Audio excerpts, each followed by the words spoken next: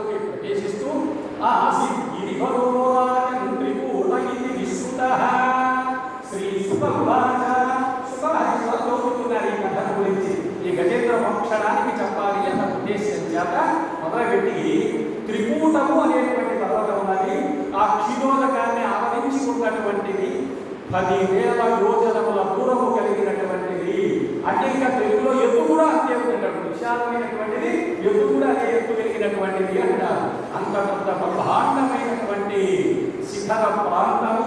ఆ శిఖర ప్రాంతంలో విశేషమైనటువంటి విధముగా అనేకమైనటువంటి వృక్షాలన్నీ కూడా ఉంటారు. మాతులు లవంగలు కలుతకేరని బల్లాల కాపాల కసరవ సముద్ర నారికేల భాగ్య దాగిని అంటూ రకరకాలైన వృక్షాలు. అంటే ఇది చెబుతున్నాను అంటే ఉద్దేశం ఏంటంటే ఆయన అసలు చెట్టు పెంచుకోండిరా, ఆరోగ్యంగా ఉంటారు, సుఖంగా ఉంటారు, వృక్షో రక్షని రక్షిత అనే విషయాన్ని కూడా ఇక్కడ సూచన చేయడం జరుగుతూ ఉన్నది. అంతేత ఆ విధంగా అనేకమైనటువంటి వృక్షాలతో రకరకాలైన శుభాయమాన మృగ విశేషాలతో వెలుగొందుతూ ఉన్నది ఆ ప్రాంతమంతా కూడా. అలాంటి సందర్భంలో, అలా వెలుగొందే సందర్భంలో ఆ పరిసరాల్లో ఒక గజరాజు ఉన్నాడు.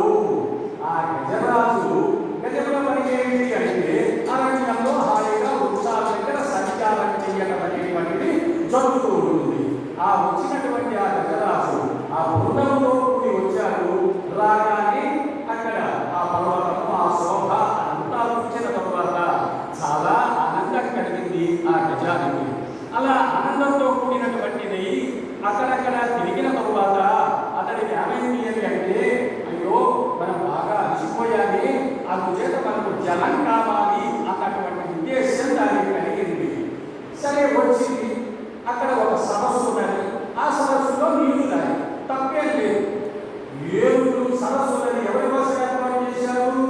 ఎవరి అవసరమైతే వాళ్ళు వాడుకోవడానికి ఆ సరస్సు ఏర్పాటు చేయబడి ఉన్నది.